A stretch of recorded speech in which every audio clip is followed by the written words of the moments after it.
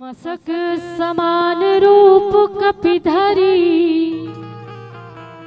लंके चले सुमर नर हरि। नाम लंकिनी एक निश्चरी, सो कह चले से मोहि निंदरी।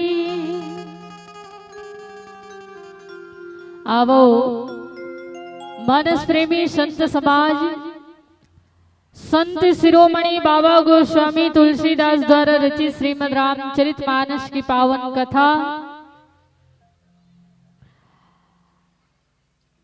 जहां बहुत ही सुंदर भगवान श्री हनुमंत लाल जी महाराज के पावन चारु चरित्र में बाबा गोस्वामी तुलसीदास जी महाराज के द्वारा सुंदर सुंदर भाव हम जनमानस के कल्याणार्थ संप्रेषित करते हुए, लेकिन मसक समान रूप कपिधरी, लंके ही चले सुमर नर हरि।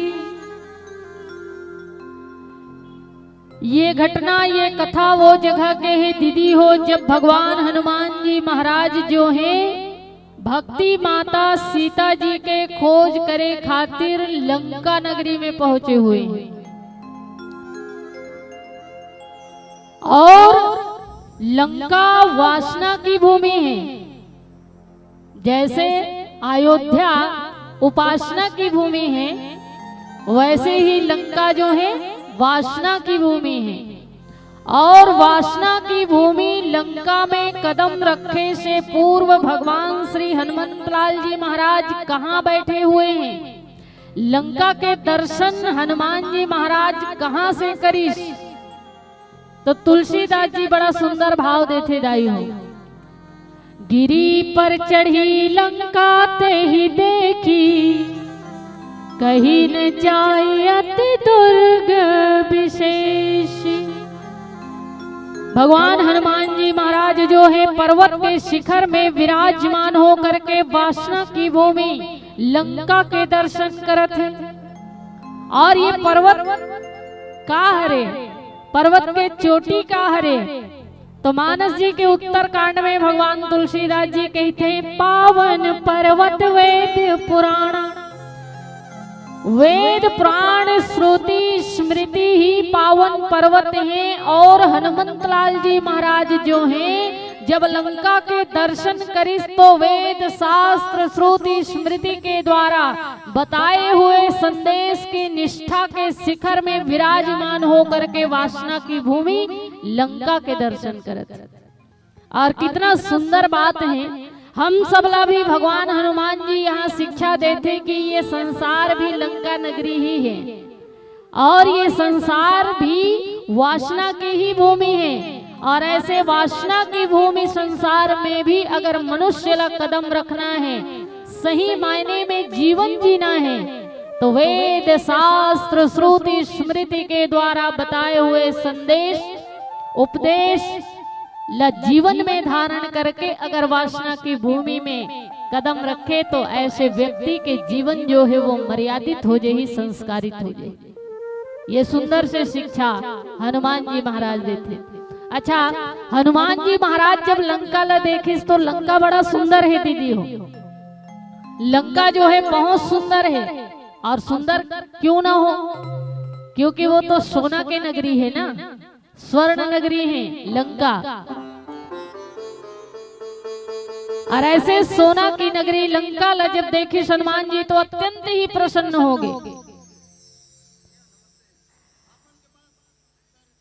तो हनुमंत लाल जी महाराज जो है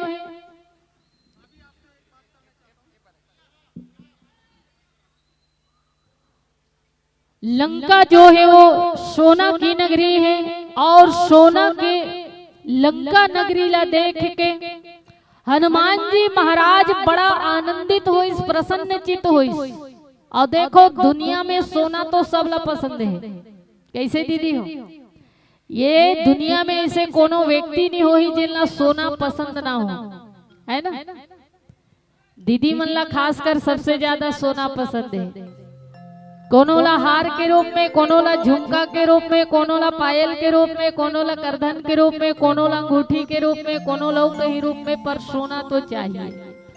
हर स्त्री ला सोना बहुत पसंद होते, लेकिन एकर मतलब ये नहीं है कि हमार भैया मन ला सोना पसंद ना हो। हमार भैया मन ला भी सोना पसंद है। अंतर बस अतरी है कि कोनोला सोफा सेट में सोना पसंद है, कोनोल भुइयम सोना पसंद है, कोनोला खटियम सोना पसंद है, कोनोल अंदर सोना पसंद है, कोनोल बाहर सोना पसंद है, पर सोना तो सब ला पसंद है ना। तो जब हम जैसे साधारण मनुष्य ला सोना पसंद है, तो हनुमान जी सोना काबर पसंद नहीं है। और हनुमान जी महाराज के तो देह ही सोना से बने हुए हैं। हनुमत स्तवन में तुलसीदास जी महाराज लिखे हैं, अतुलित बलधामम स्वर्ण शैलाभ देहम धनुजवन कृशानुम ज्ञानी नामग्रगण्यम सकल गुण निधानम वानराणाम धीसम रघुपति प्रिय भक्तम वात जातम नमामि। अतुलित बलधामम स्वर्ण शैलाभ देहम, सोना के देह हैं भगवान हनुमान जी के, स्वर्णमयी देह। अब जेकर देह ही शरीर ही सोना के है, इसे हनुमान जी ला सोना काबर अच्छे नहीं लगी। तो लंका पूरा स्वर्ण नगरी है, और ऐसे स्वर्ण नगरी लंका के सुंदरता देख के हनुमान जी बड़ा प्रसन्न हुई। और तुलसीदास जी तो कहते दाई हो कि लंका केवल सोना के ही नहीं, फिर कनक कोटि विचित्र मणिकृत सुंदरायतना घना चौहट हट्ट सुभट भीति चारु पुर बहुविधि बना गजबाज खच्चर निकर पदचर रथ बरुथनी को गने बहुरूप निश्चर जूथ अति बल सेन बरनत नहीं बने। लंका सोना के नगरी तो है, पर सोना के नगरी लंका में अनेकों अनेकों प्रकार के और विचित्र विचित्र प्रकार के मणि माणिक के रत्न भी जड़ित हैं। कनक कोटि विचित्र मणिकृत सुंदरायतना घना, बताओ सोना के है और मणि माणिक के रत्न से भी जड़ित हैं। और इतना सुंदर लंका के शोभा और ऐसे सुंदरता ला देख के हनुमान जी महाराज अत्यंत प्रसन्न हो गए कि इतना सुंदर नगरी। पर एक और बात, हनुमान जी महाराज लंका के सुंदरता ला देख के प्रसन्न तो होइस, लंका के चकाचौंध ला देख के उत्साहित तो होइस, लेकिन जिन उद्देश्य से वो लंका नगरी गए हैं, वो उद्देश्य ला भूले नहीं है हनुमान जी। जिन लक्ष्य लेकर के हनुमान जी लंका नगरी में गए हैं, वो लक्ष्य ला हनुमंत लाल जी भूले नहीं है दीदी हो। हनुमान जी महाराज के मन में भाव यही है कि मैं लंका में लंका के सुंदरता ला देख के प्रसन्न तो होवत हूँ, बढ़िया बात है, पर मैं लंका में लंका के वैभव सुंदरता और चकाचौंध ला देखे वर थोड़ी आई। मैं तो लंका में बसे भक्ति माता श्री सीता जी के खोज करे वर हूँ, जिनला दुष्ट रावण जो है हरण करके ले आए हैं, और ऐसे भगवान के भारिया श्री जानकी जी के खोज करे वर में लंका में आहो। और ये मोर जीवन के उद्देश्य है, और ये उद्देश्य से मोला नहीं भटकना चाहिए। और ये चरित्र के द्वारा हम सब मनुष्य ला भी हनुमंत लाल जी एक बड़ा सुंदर शिक्षा देते दीदी हो। अभी अभी मैं कहत रही हूँ कि ये संसार भी लंका ही है, और हम सब भी लंका में आए हुए हैं, और ये संसार रूपी लंका के सुंदरता चकाचौंध ला देख करके हम सब भी आनंदित हुए जात हन। बढ़िया बात है, संसार में रहो, संसार के आनंद के भोग भी करो, पर संसार में जिन उद्देश्य लेकर के आपके जन्म हो है, वो उद्देश्य से आप मत भटको। ये शिक्षा भगवान हनुमंत लाल जी महाराज जो है देते। दीदी हो, ये संसार भी वासना की भूमि है, और ये संसार के चकाचौंध में, ये संसार के माया मोह में लिप्त होकर के जो जीवन के उद्देश्य है, वो उद्देश्य से ही हम भटक चुके हैं। तो एकर मतलब ये नहीं है कि ये संसार में रहना नहीं चाहिए, बिल्कुल भी नहीं। आप संसार में रहिए, संसार के आनंद के भोग कीजिए, क्योंकि संसार भगवान हम सबके लिए ही बना है। अगर हम संसार में नहीं रही वो तो कहाँ रही वो। इसलिए संसार में रहना कोई बुरी बात नहीं है, संसार के आनंद के भोग करना में भी कोई बुराई नहीं है, पर संसार में रहते हुए जिन उद्देश्य लेकर के हम सब आए हुए हैं वो उद्देश्य हमें याद होना चाहिए, वो लक्ष्य हमें याद होना चाहिए। अच्छा, संसार में रहना बुराई नहीं है, पर संसार में रहें कैसे, ये महत्वपूर्ण बात है। संसार में रहें कैसे। नारियल के प्रकार के होते दीदी हो, नारियल के प्रकार के होते नहीं जानो,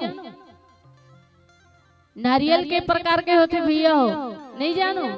हाँ, दो प्रकार के नारियल, दो प्रकार के होते, एक होते कच्चा नारियल, एक होते सूखा नारियल। नहीं जानो, जानते हो ना। हाँ, अब ध्यान दे करके सुनो कि हम सब ला ये धरा में रहना कैसे चाहिए।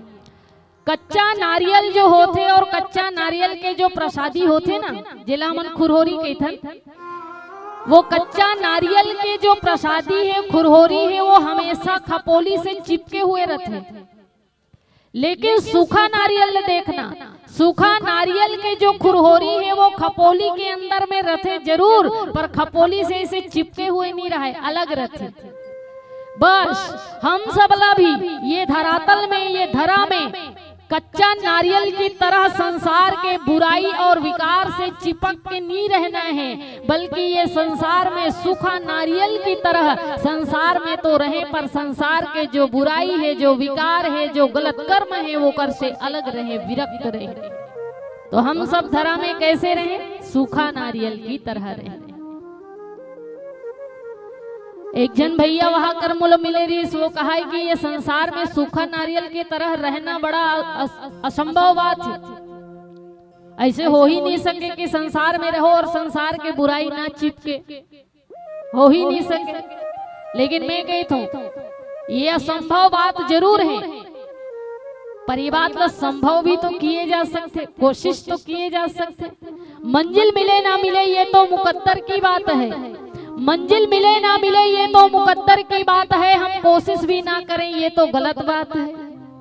मंजिल मिले ना मिले ये तो मुकद्दर की बात है, हम कोशिश भी ना करें ये तो गलत बात है। जिंदगी जख्मों से भरी हुई है, वक्त को मरहम बनाना सीख लो, हारना तो है एक दिन मौत से, फिलहाल जिंदगी जीना सीख लो, फिलहाल जिंदगी जीना सीख लो। तो भैया कहत रहा है मैं शराब पीतो, तंबाकू खातो, गुटखा खातो, छोड़ना चाहतो नहीं छूटे का है। वैसने हमारे दीदी मन घला कथे एक टाइम गुड़ाखुर घस लेतो, छोड़ना चाहतो नहीं छूटे। कैसे दीदी हो? अच्छा, कौन कौन गुड़ाखुर घिसतो, हाथ उठाओ। कोनो नहीं घिसो? और कितना अच्छा बात है, कचना के दीदी मन भैया मन गुड़ाखुर नहीं घिसे, घसते। अच्छा, और रामायण कथा हम झूठ बोला थे, कैसे दीदी हो? लेकिन मैं आप मतलब एक बात कहना चाहता हूं, अगर आप शराब पियत हो, तंबाकू खात हो, गुटखा खात हो, गुड़ाखुर घिसत हो, ये सब छूट जाइए, आप लोग छोड़े नहीं लागे। लेकिन मोर बात ले ध्यान दे के सुनू, तो ये समस्त बुराई आपके जीवन से छूट जही, आप ला छोड़े के बिल्कुल भी आवश्यकता नहीं है, लेकिन एक लिए करना का पड़ी। हाँ, अगर आप गुड़ाखू घिसो, शराब पीतो, तंबाकू खातो, ये सब ला छोड़े के आवश्यकता नहीं है, अपने आप छूट जही, बसरते ओकर लिए एक साधन आप ला करना पड़ी। आप मन कभी भी देखे हो कोई भी वृक्ष में फल जब लगे रहते ना, जैसे आम के ही वृक्ष ले लो, आम के वृक्ष में जब फल लगे रहते हो, जब तक कच्चा रहते ना दाई हो, तो वो पेड़ से चिपके रहते। आम के फल जो है जब तक वो कच्चा रहते वो पेड़ से चिपके हुए रहते, लेकिन जिन दिन वो पाक जाते, छोड़ाए बर नहीं लागे, अपने आप छोड़ देते। बस भाव यही है सज्जनों, जब तक आपके जीवन में भगवान के प्रति आस्था के भावना कच्चा है, जब तक आपके जीवन में भगवान के प्रति भक्ति के भाव कच्चा है, तब तक ये संसार के समस्त बुराई से आप चिपके हुए हो।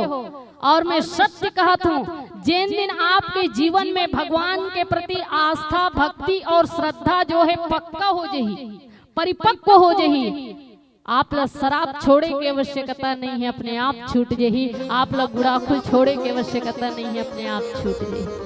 बशर्ते आपके श्रद्धा पक्का होना चाहिए, आपके भक्ति पक्का होना चाहिए, आपके आस्था परिपक्व होना चाहिए। तो मैं दावे के साथ कहा तो आप लोग ये दुनिया के कोई भी बुराई ला छोड़े की आवश्यकता नहीं है, अपने आप छूट जाए।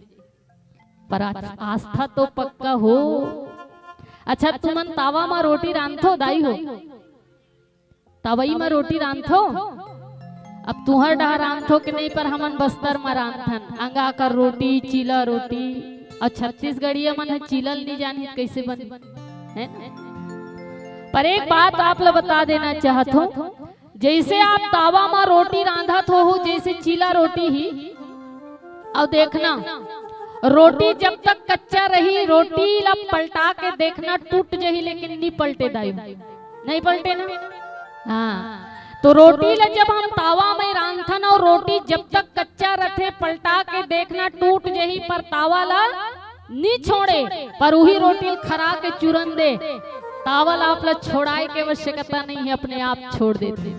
बस भाव यही है कि आपके जीवन में भी जब तक परमात्मा के प्रति निष्ठा जो है, श्रद्धा जो है वो कच्चा है, आप संसार रूपी तवा से चिपके हुए हो, टूट टूट के बिखरत हो। लेकिन जिन दिन आपके श्रद्धा भक्ति जो है वो खरा के पक जही, सत्य कहा तो आप तावल ये संसार रूपी तावल छोड़े की आवश्यकता नहीं, अपने आप छूट जाए। बशर्ते आप में वो श्रद्धा तो हो, वो भक्ति तो हो। यही बात भगवान हनुमान जी आप शिक्षा देना चाहते कि संसार में रहो, संसार के आनंद के भोग करो, क्योंकि भगवान संसार हम सबके लिए ही बना है। पर संसार में रहते हुए जिन उद्देश्य लेकर के आप संसार में आए हो, वो उद्देश्य से आप मत भटको, वो लक्ष्य से आप मत भटको। और जीवन के परम लक्ष्य है, परम उद्देश्य है भगवान के भक्ति ला प्राप्त करना, ईश्वरत्व ला प्राप्त करना। यही मानव देह के अंतिम और प्रथम लक्ष्य। एक जन राजा रीसदाई हो, ध्यान दे के सुनना, कथा बहुत छोटे से है, पर ये कथा के भाव अगर आप लोग समझ में आ जाए ना, तो आपके जीवन न बदले वर काफी है। इसलिए ध्यान दे के सुनना। एक जन राजा रीस दीदी हो, राजा जो है समस्त राज्य में प्रजा के बीच में ढिंढोरा पिटवईस, मतलब ऐलान करवईस कि मैं एक बहुत सुंदर बगिया के निर्माण करे हूँ, जिसमें अनेकों अनेकों प्रकार के पुष्प लगे हुए हैं, फल लगे हुए वृक्ष हैं, अनेकों अनेकों प्रकार के रमणीय दृश्य हैं। और ये सुंदर से बगिया में मैं छुप जाऊं, और जो कोई भी मोला वो बगीचा से ढूंढ के निकाल दी, ऐसे व्यक्ति के 7 पीढ़ी के तरफ ले संपत्ति दूं, और वो बगीचा भी वही व्यक्ति के नाम कर दूंगी। ऐसे ढिंढोरा पिटवई पूरा राज्य में, संपूर्ण राज्य के प्रजा के बीच में जब ये ऐलान कराएगी इसकी, कोई भी अगर राजा ला बगिया से ढूंढ के निकाल दी तो 7 पीढ़ी के तरफ ले संपत्ति, साथ में वो बगिया मिल जाही। अब लोगन मन सोचिस की मोला मिल जाए, मोला मिल जाए, सब बड़ा उत्साह से वो बगिया ला और 7 पीढ़ी के तरफ ले संपत्ति प्राप्त करे वर राजा ला ढूंढे खातिर बगीचा के बीच में गिस। लेकिन जैसे ही बगिया के बीच में गिस और बगिया के सुंदरता ला देखिस कि चिड़ई मन काव काव करत है, कौआ मन चिरगुन मन चिल्लावत है, चारों तरफ झरना बहत है, अनेकों अनेकों रंग बिरंगे फूल खिले हुए हैं, फल से वृक्ष जो है लदे हुए हैं। अब ये सुंदर बगिया के सुंदरता ला देखिस ना, तो लोगन मन ये बातें भुला गए कि हमन बगीचा में आए काबर, उमन तो बगिया के सुंदरता ला देखे में ही मुग्ध हो गए। हर मनुष्य आए और जब बगिया के सुंदरता ला देखे तो ये बात ला भूल जाए कि उमन बगीचा में आए काबर है। वहीं एक बुजुर्ग व्यक्ति, एक वृद्ध व्यक्ति बगिया के अंदर आईस, बगिया के सुंदरता ला देखिस, प्रसन्न भी होइस, लेकिन मन में विचार करते कि मैं बगिया के सुंदरता देखे थोड़े आ हूँ, मैं तो बगिया में छुपे राजल खोजे वाला हूँ। और वो वृद्ध व्यक्ति जो है बगिया के अंदर जाकर के बड़ा ही सहजता से राजा ला ढूंढ के निकाल दी। अब आपके मन में ये प्रश्न पैदा हो सकते कि आखिर ये राजा कौन है, बगीचा कौन है, ये व्यक्ति मन कौन है? तो ध्यान दे के सुनना, राजा कोई और नहीं, वो भगवान ही है। राजा वो परमपिता परमात्मा है। बगीचा ये संसार है जहाँ अनेकों अनेकों प्रकार के मनुष्य प्राणी बसे हुए हैं, और ये संसार रूपी बगीचा में भगवान रूपी राजा छिपे हुए हैं, जिन ऐलान करत है ढिंडोरा पीट पीट करके कि ये बगीचा में आओ और मोला भक्ति के भाव से ढूंढ करके प्रकट कर लो, तो ये समस्त संसार के भव बंधन से तुमला मैं मुक्त कर दूं और अपन शरण में स्थान दे दूं। भगवान ये ऐलान करत है और पुकारत है दायु। तो राजा कोई और नहीं, भगवान है। बगिया कोई और नहीं, ये संसार है। और वो वृद्ध व्यक्ति कौन है? तो वो वृद्ध व्यक्ति ही है आप जैसे संत महापुरुष, जिन ये संसार में आते और संसार में रहते हुए आनंद के भोग करते हुए भी वो भगवान ला भक्ति के भाव से प्रकट कर लेते, जैसे भक्तराज प्रहलाद जो है भाव से प्रकट कर ले रही सी। और भगवान तो है ही, प्रेम पे प्रकट हो ही मैं जाना, है ना। भगवान अगर प्रेम से पुकारा जाए, ढूंढा जाए, तो भगवान तो खंबा से भी प्रकट हो सकते। आजकल लोगन मन कहते भगवान में शक्ति नहीं रही गा कहते, पर मैं कही तो दाई हो भगवान में आज भी शक्ति है, हमारे पास वो भक्ति नहीं है। कौन से? प्रहलाद जी जैसे। भगवान तो आज भी ये खंबा ला फाड़ के प्रकट होए पर तैयार है, लेकिन प्रहलाद जैसे भक्त तो हो। भगवान के प्रकट होए में देरी नहीं है दाई हो, लेकिन प्रहलाद जैसे भक्त के होए में देरी, कठिनाई। भगवान के प्रकट होए में कोई देरी नहीं है। भगवान तो तत्पर खड़े हुए हैं कि कब आप भाव से भगवान ला पुकारो और वो खंभ फाड़ करके प्रकट हो जाएं। लेकिन हमारे में प्रहलाद जी जैसे भक्ति तो हो, आस्था तो हो, तो भगवान अभी भी खंभ फाड़ के प्रकट हो जाए। क्योंकि भगवान कौन है?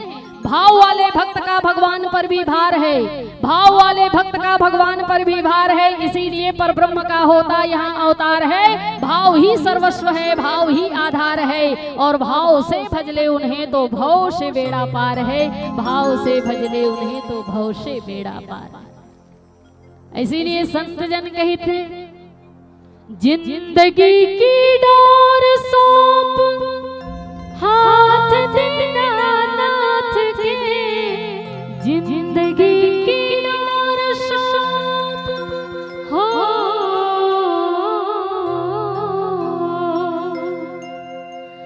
जिंदगी की डोर सौंप हाथ देना नाथ के, फिर महलों में राखे चाहे झोपड़ी में वास दे, फिर महलों में राखे चाहे झोपड़ी में वास दे।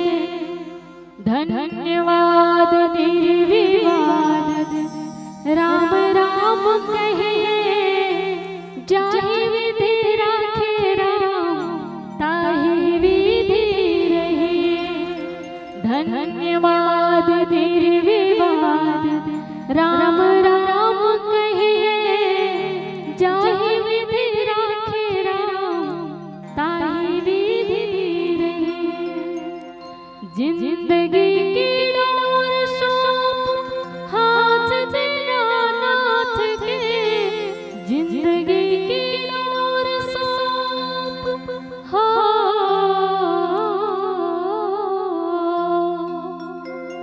जिंदगी की डोर सौंप हाथ देना नाथ के, फिर महलों में राखे चाहे झोपड़ी में वास दे। धन्यवाद निर्विवाद राम राम कहे, जाहि विधि राखे राम ताहि विधि रहे। धन्यवाद निर्विवाद राम राम कहे, जाहि विधि राखे राम ताहि विधि रहे। तो भगवान जो है अभी भी ये खंभ से प्रकट होए वर तैयार है, पर प्रहलाद जैसे आस्था की आवश्यकता है। दीदी हो, संसार में रहे में कोई बुराई नहीं है, पर संसार में रहते हुए जिन उद्देश्य लेकर के हम जन्म ले हैं, वो उद्देश्य से ना भटके। ये सुंदर से शिक्षा भगवान हनुमान जी महाराज देते, क्योंकि हनुमान जी महाराज भी जब लंका में पहुंचे तो लंका के सुंदरता ला देख के प्रसन्न तो हो, इस पर भाव यही है कि मैं लंका में लंका के सुंदरता देखे बर नहीं बल्कि भक्ति माँ सीता के खोज करे बर आए हुए हों। इसी तरह हम सब मनुष्य के जीवन के भी यही उद्देश्य है कि हम ये संसार में जन्म ही इसलिए लेकर के आए हुए हैं ताकि हम भगवान ला भाव से प्रकट कर सके, भक्ति से प्रकट कर सके और ये उद्देश्य से हम अलग ना हो ना भटके। ये शिक्षा हनुमंतलाल जी देते। आगे और भी सुंदर सुंदर शिक्षा भगवान हनुमान जी के चरित्र से श्रवण करे बर मिली, पर एक बहुत सुंदर भजन के बाद बोलो श्यावर रामचंद्र की।